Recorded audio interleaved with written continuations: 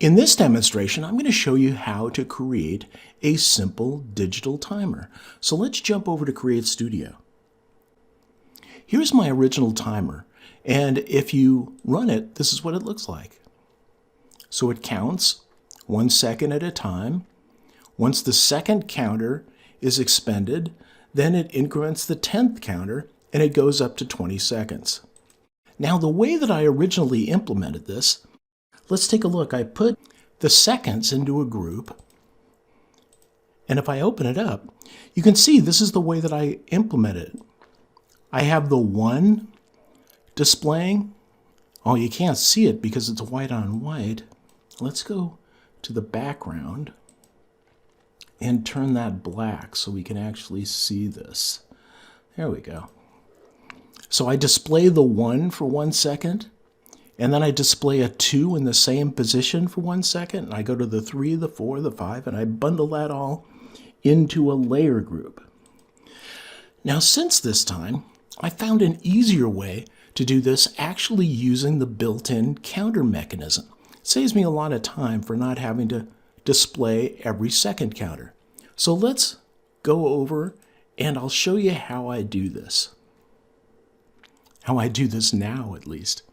So we're going to create a new project, and we're going to call it Digital Counter, and we'll make it 1080, and I want to make it a white background.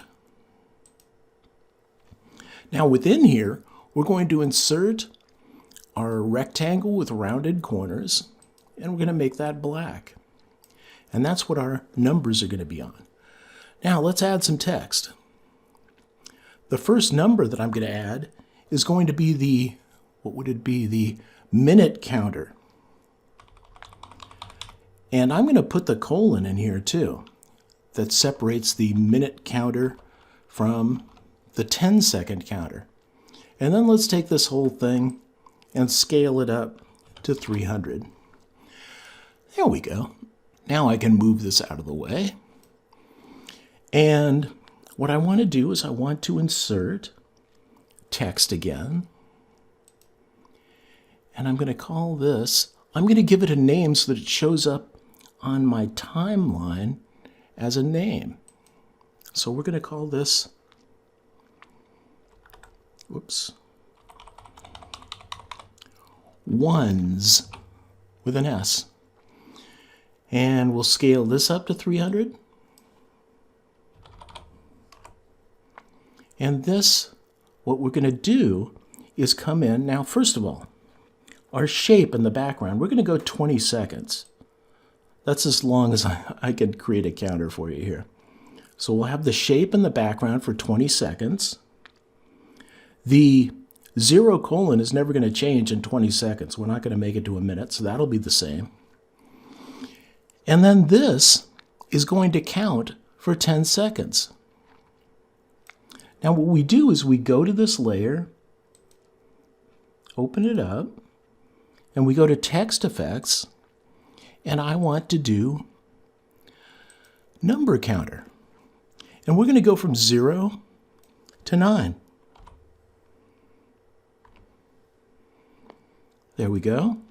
Now I'm going to pick this number and I'm going to move it over just a little bit. Notice how it's not displaying the text that we entered. It's displaying the number counter. And the text that we entered is actually displaying as the layer name over here on the left. So now if I play this, oh, this is actually the seconds counter, so it's got to be over here. Well, actually, let's take this and we'll duplicate it. Then this one will move over here. And I'd like seconds to be below the tenths of seconds. So here's the tenths of seconds. Let's go to that. And we'll configure its counter in Text Effects to go from, let me see, we're going to go from 0 to 1. And we will take that. And I want this to go out the full 20 seconds. And we'll take the number counter all the way out there. Then I take my seconds, I duplicate it, and we're going to want to do this again. So we just move it out here so it happens a second time. So now, what have we got here? We've got a black background. On top of it, we've got 0, and then we've got the seconds counter that's going to count from 1 to 10, or 0 to 9, and then it's going to go back to 0 and count to 9 again. And above that, we've got, we should rename this. I'll double click on it and I'll rename it tens. The tens counter is going to go from 0 to 1 during that period of time. Now let's see how this works.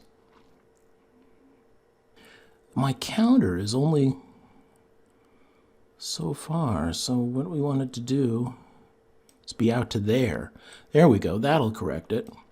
Now we got to do the same thing with this second ones counter. The counter has to be the full 10, so let's collapse everything and let's try playing that.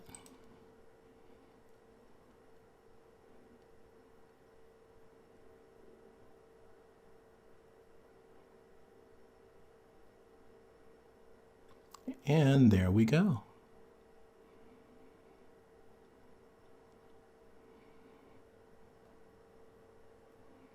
And that's our counter. Now the last thing I noticed that we might want to do here. Okay, so what I'm going to do is I'm going to come to this one, center it up and down. There we go. Come to this one, center it up and down. And this one seems to be off by a bit. Yeah, there we go. It went up just a tick. And let's go to this one. And we'll center that up and down just a tick. There we go. And that's it. Creating your counter is as simple as that. So you just keep using the number counter to increment the range that you want, and you set the span for how often it ticks. So it's going to tick evenly over that period of time. If I have a count from 0 to 9 and I space that over 10 seconds, it's going to give me 1 second per number. So that's creating a simple time counter. In the next demonstration, I'm going to show you how to have a balloon fly completely around a character. And the significance of this is that it's going to be in front of the character and behind the character. I'll see you there.